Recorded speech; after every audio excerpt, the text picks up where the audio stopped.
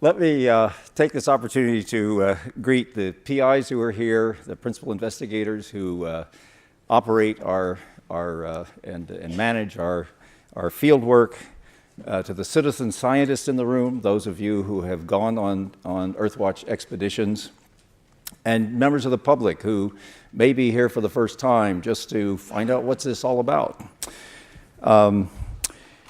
Let me just try to lay out a few things here. I began teaching environmental science to non-science students at Williams College, where Meg was, in 1970. By wonderful advanced planning, that was the first Earth Week. I had no idea there was going to be an Earth Week because you plan this stuff a year or so in advance and you have no idea what's going to happen in the spring. So coincidence, right? Coincidences create opportunities. By teaching to non-scientists, I guess I really was a little ahead of my time in thinking, I'm going to educate some citizen scientists. These are people who aren't necessarily going to be scientists, but people who can be good citizens who are scientifically literate in a world of illiterate citizenry. And we were reminded of that every day when one or more of our political leaders make some statement, well, I'm not a scientist, but I don't think global warming's happening. I think we need to take them all on some Earthwatch expeditions. I think that might help. 2 years later, Brian Rossborough started Earthwatch, a sort of radical model. The notion that ordinary citizens could actually play a major role with scientists in the field studying what's happening to the environment and to the planet. That was also the same year, by the way, that the Club of Rome issued its Limits to Growth study. And the decade of the 1970s was really pretty remarkable in the United States. You could call it the environmental decade. We passed legislation to protect land and water and air, and Endangered Species Act, still the most advanced attempt to protect species on the planet of any country. We invented the environmental impact assessment, which, by the way, passed unanimously in the US Senate without dissent. Can you imagine that today? Under that great environmental president, Richard Nixon? I won't make a political statement here, but it is interesting how things have changed over time.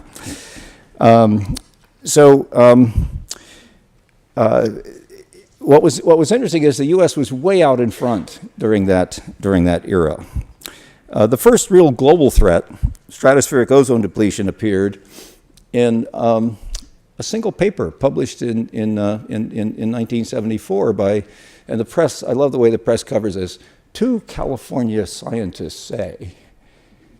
Immediately, flaky comes to mind, maybe, Sorry, Meg, I know you're in California now, but at that time, California was considered kind of out there on the edge. And what was really remarkable is that within a year of that time, Oregon had banned chlorofluorocarbons in spray cans, and Vermont followed. And DuPont went nuts, because to have 50 different states having 50 different sets of rules about what you could put in your spray cans was just a little overwhelming. So they came to the Congress and said, wouldn't you do something about this? Well, a member of the House and a member of the Senate had already started holding hearings. And I had the opportunity as a Congressional Science Fellow to work with Dale Bumpers in the Senate. And we actually cobbled together in a very short period of time and got into the Clean Air Act amendments of 1977 an amendment banning CFCs in spray cans. That was 25% of all the ozone-depleting chemicals being released in the world. We Americans were, doing our hair and putting on our deodorant and shining our shoes and killing bugs and putting on paint.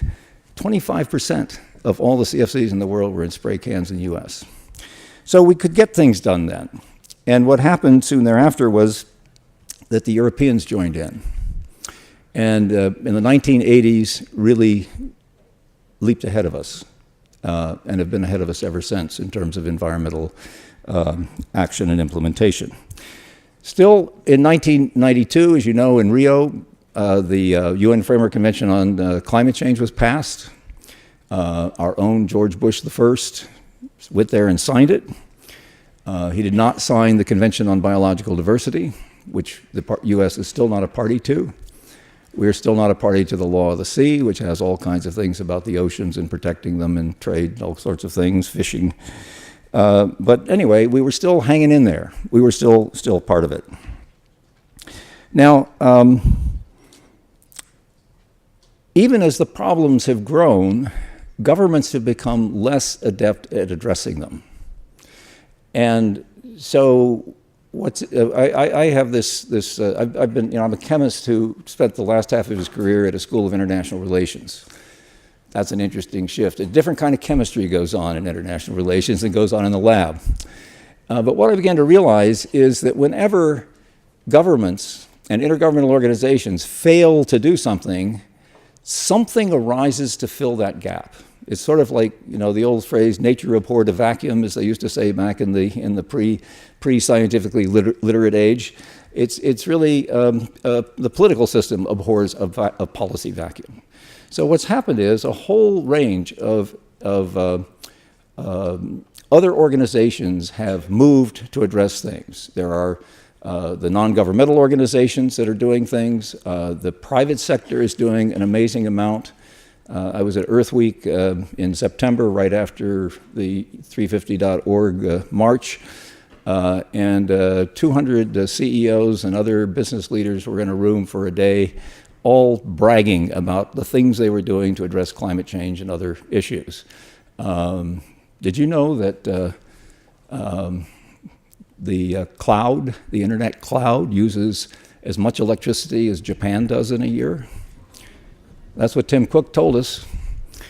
And you know what Apple's doing about it?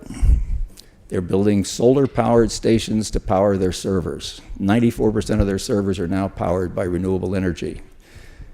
According to Tim, my old buddy Tim, up there on the stage right in front of me, he said, we are Apple is the largest private producer of solar electricity in the world.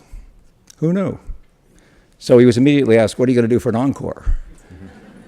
Christina Figueres, the head of the UN negotiations on climate change, she's great. And he said, we're going to do the same thing for our whole supply chain. Now that's real progress. Governments can't do anything, but here's a corporation doing very much more. So we know there are problems. The problems are getting more and more severe. Biodiversity loss. I get so depressed every time I get another email or a link to another frog species absolutely vanishing from the planet, or another group of sea turtles being displaced, and so forth.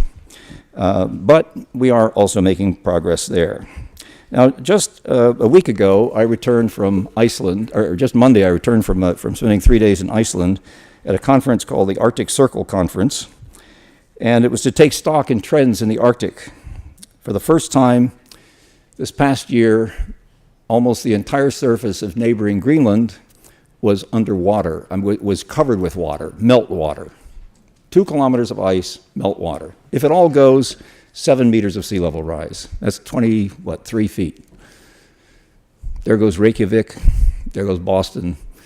Miami is long gone by then, and so on. Fish, a staple of the Icelandic economy.